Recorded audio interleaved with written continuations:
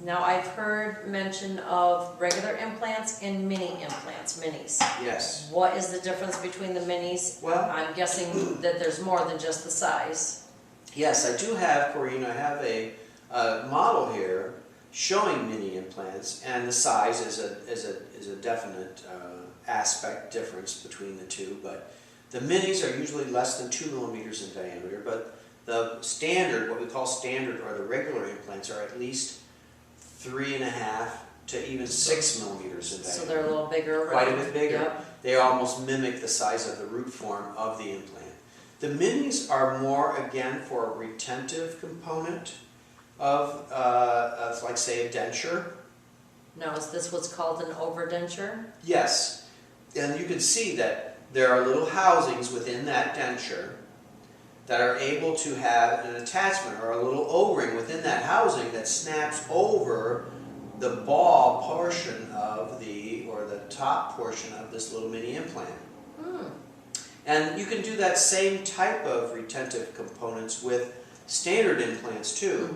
But the minis are a good option for patients that have very limited amount of bone, that don't want to go through all the processes of bone augmentation and grafting and all of that. If you can place a couple little mini implants into the bone they do have available, and then they're satisfied with just, and I have there are 4 placed here, which are better, and they're satisfied with the amount of retentive component that they have with that, then that's fine for them.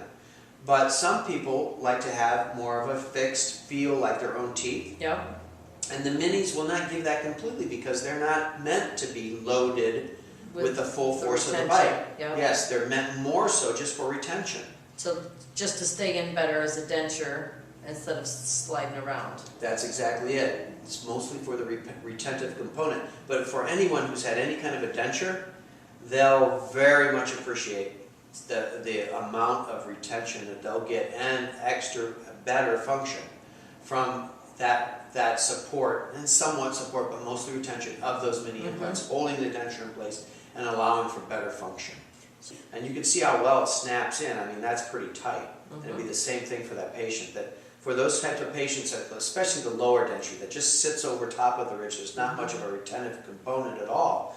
And then when they get something that they can utilize, like a mini implant, to help hold that down, it's a world of difference and much better for the patient.